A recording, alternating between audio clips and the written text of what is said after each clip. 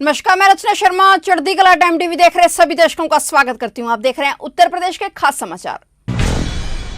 प्रधानमंत्री नरेंद्र मोदी का आज यानी कि 17 सितंबर को 71वां जन्मदिन है। इस अवसर पर भारतीय जनता पार्टी प्रधानमंत्री नरेंद्र मोदी के 71वें जन्मदिन के लिए मेगा सेलिब्रेशन कर रही है। इस मौके पर पार्टी सेवा और समर्पण अभियान नाम से 20 दिनों का विशाल अभियान चला रही है। इस कार्यक्रम का आयोजन आज 17 सितंबर से लेकर 7 अक्टूबर तक जारी रहेगा। इस पूरे आयोजन को लेकर पार्टी के शीर्ष नेतृत्व की तरफ से कैडर को नए तरह के निर्देश दिए गए हैं और बीजेपी ने आज शुक्रवार को रिकॉर्ड तोड़ टीकाकरण का लक्ष्य रखा है। इस खास मौके पर पार्टी हाईकमान ने कैडर को एक दिन में 1.5 करोड़ टीकाकरण, स्वास्थ्य और रक्तदान शिविर, गरीबों को राशन वितरण और पीएम मोदी को मिले तोहफों की ई नीलामी करने के निर्देश दिए हैं। पीएम मोदी के जन्मदिन पर तमाम भाजपा नेताओं ने उन्हें बधाई दी है। उत्तर प्रदेश के मुख्यमंत्री योगी आदित्यनाथ ने भी पीएम मोदी को उनके जन्मदिन पर बधाई दी है। सीएम योगी ने कहा है कि अंत्योदय से आत्मनिर्भर भारत की संकल्पना को साकार कर रहे प्रधानमंत्री नरेंद्र मोदी को जन्मदिन की शुभकामनाएं। प्रभु श्री राम की कृपा से आपको दीर्घायु व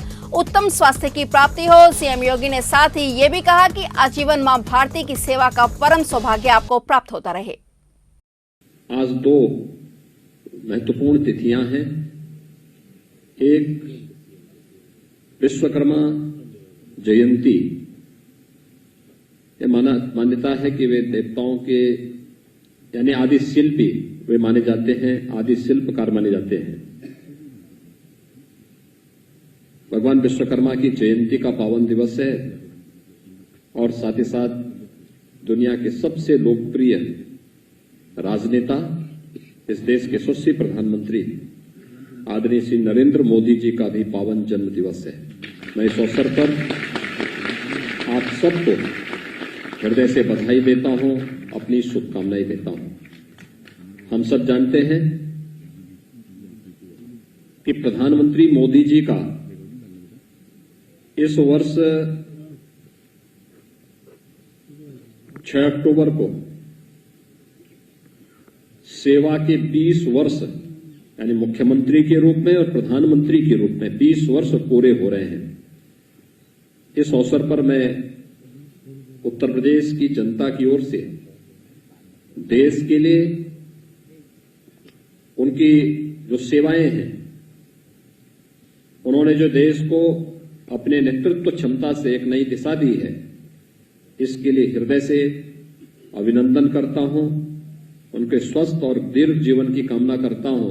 आज भगवान श्री विश्वकर्मा जी की जयंती है और इस मौके पर उत्तर प्रदेश के मुख्यमंत्री योगी आदित्यनाथ ने सभी प्रदेशवासियों को हार्दिक बधाई दी है। सीएम योगी ने कहा है कि देवशिल्पी, निर्माण एवं सृजन के देवता श्री विश्वकर्मा जी की जयंती की समस्त शिल्पकारों, सृजन कर्मियों, अभियंताओं और प्रदेशवासियों को हार्दिक बधाई। अपनी ऊर्जा और कौशल से आत्मनिर्भर भारत के निर्माण हेतु संकल्पित समस्त शिल्पियों का कोटि कोटि अभिनंदन। वहीं भगवान श्री विश्वकर्मा जयंती के पावन अवसर पर मुख्यमंत्री योगी आदित्यनाथ ने विश्वकर्मा श्रम सम्मान योजना के अंतर्गत 21,000 लाभार्थियों को टूल किट एवं 11,000 लाभार्थियों को प्रधानमंत्री मुद्रा योजना के अंतर्गत चेक का वितरण किया।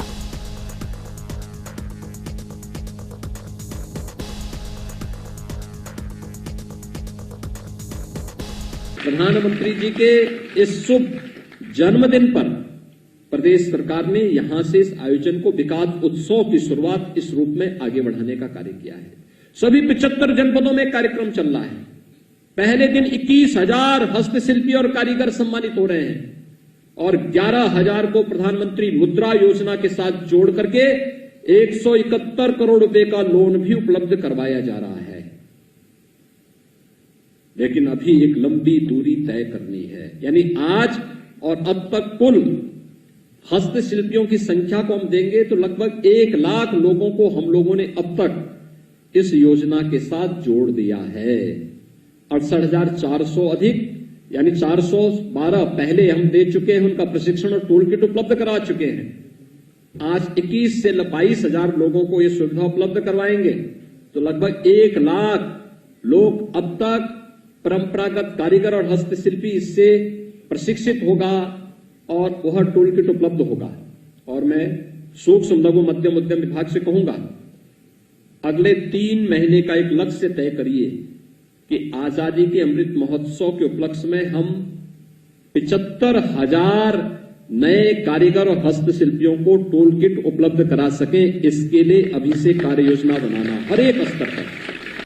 हर घरेलू बिजली उपभोक्ता को मुफ्त बिजली देने का वायदा कर यूपी विधानसभा चुनाव में जोर आजमाइश कर रही आम आदमी पार्टी को कृषि मंत्री सूर्य प्रताप शाही ने आड़े हाथों लिया है। शाही ने कहा है कि केजरीवाल प्राइवेट लिमिटेड को यह तो मालूम नहीं है कि गरीबों, गांव में रहने वालों और किसानों का योगी सरकार ने कितना ध्यान रखा है। योगी सरकार बिजली का मीटर रखने वाले ग्रामीण उपभोक्ताओं को प्रति यूनिट 2 रुपए 80 पैसे की और बगैर मीटर वालों को 4 रुपए 7 पैसे की छूट शुरू से ही दे रही है। इसके अलावा 1 किलोवाट लोड तक और 100 यूनिट की खपत तक के शहरी और ग्रामीण उपभोक्ताओं को भी 4 रुपए से अधिक प्रति यूनिट छूट मिलती है। यही नहीं, गांव में मीटर और बिना मीटर वाले कृषि उपभोक्ताओं को तो छूट क्रमशः 5 रुपए और 6 रुपए 32 पैसे है। इसी तरह योगी सरकार 11,000 करोड़ की सब्सिडी तो सिर्फ गरीब और किसानों के लिए देती है। उन्होंने कहा है कि यूपी की योगी सरकार ने जिला मुख्यालयों पर 24 घंटे, तहसील मुख्यालयों पर 20 घंटे और गांवों में 18 घंटे बिजली देने का वायदा किया था और उसे पूरा भी किया है। यही नहीं, 4.5 साल में यूपी के हर कोने को बिजली से रोशन कर दिया गया है।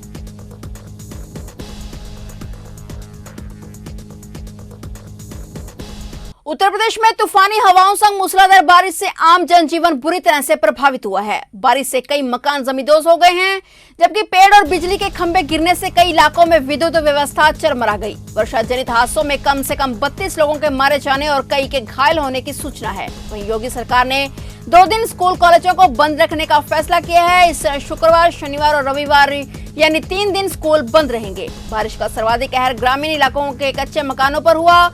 वर्षा के चलते दर्जनों कच्चे मकान मलबे में तब्दील हो गए, जबकि सैकड़ों पेड़ धराशायी हो गए और बिजली के पोल टूटकर गिर गए। अब मुख्यमंत्री योगी आदित्यनाथ ने भारी बारिश को देखते हुए अगले 2 दिन राज्य के सभी शिक्षण संस्थानों को बंद रखने का आदेश दिया है। उन्होंने बारिश के मद्देनजर सभी मंडलायुक्तों और जिलाधिकारियों को पूरी तत्परता से राहत कार्य संचालित करने के निर्देश दिए हैं। उन्होंने कहा है कि वरिष्ठ अधिकारी क्षेत्र का भ्रमण कर राहत कार्यों पर नजर रखें। उन्होंने लोगों से सावधानी बरतने की अपील की। हालांकि बारिश के पानी से जलमग्न होती राजधानी लखनऊ को राहत मिल गई है और बुधवार से जारी बारिश का सिलसिला शुक्रवार को थम गया है।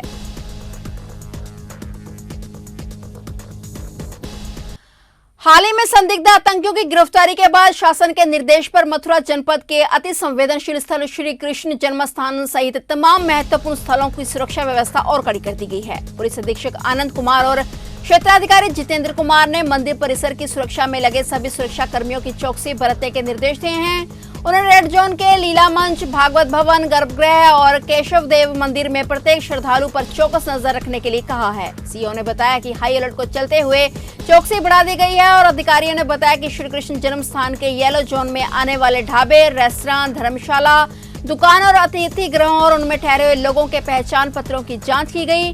पुलिस ने अतिथि गृहों, गेस्ट हाउस मालिकों को स्पष्ट हिदायत दी है कि किसी को भी बिना पहचान पत्र लिए रुकने ना दिया जाए और संदेह होने पर तत्काल पुलिस को सूचित किया जाए।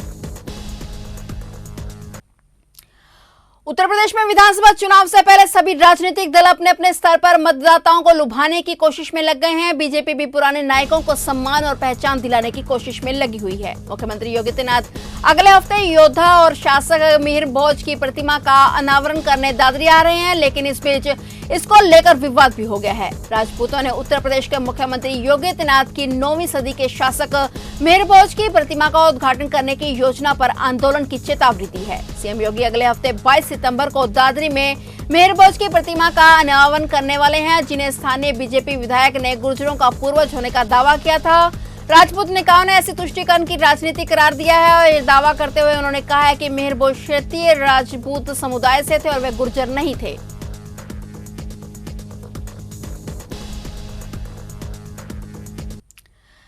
नरेंद्र मोदी सरकार में वित्त मंत्री निर्मला सीतारमण लगभग 1 महीने में दूसरी बार लखनऊ के दौरे पर हैं। निर्मला सीतारमण ने लखनऊ में आज से शुरू हुई 2 दिवसीय जीएसटी काउंसिल की बैठक का उद्घाटन करने के साथ ही बैठक को संबोधित भी किया। बैठक में केंद्रीय वित्त राज्य मंत्रियों के साथ ही 16 राज्यों के वित्त मंत्री भी मौजूद रहे। बैठक के संयोजक उत्तर प्रदेश के वित्त मंत्री सुरेश कुमार खन्ना है, जबकि इसका आयोजन उत्तर प्रदेश वाणिज्य कर विभाग कर रहा है। वहीं जीएसटी काउंसिल की बैठक में वित्त मंत्री निर्मला सीतारमण के साथ उत्तर प्रदेश के मुख्यमंत्री योगी आदित्यनाथ भी शामिल हुए। जीएसटी काउंसिल में सभी राज्यों और केंद्र शासित प्रदेशों के प्रतिनिधि शामिल हुए हैं। केंद्रीय वित्त मंत्री निर्मला सीतारमण की अध्यक्षता में आज यह जीएसटी काउंसिल की 45वीं बैठक है। बैठक में पेट्रोल डीजल को वैट के दायरे में लाने के बारे में चर्चा हुई और इसके अलावा बैठक में विभिन्न मुद्दों पर चर्चा हुई। यह बैठक आम जनता के लिए भी कई मामलों में महत्वपूर्ण है। काउंसिल की इस बैठक में कई अहम मुद्दों पर चर्चा होने की उम्मीद है, जिसका असर कारोबारियों से लेकर आम आदमी पर पड़ सकता है। फिलहाल उत्तर प्रदेश के खास समाचारों में इतना ही। तब तक के लिए देखते रहिए चढ़ती कला टाइम टीवी और मुझे दीजिए इजाजत। धन्यवाद।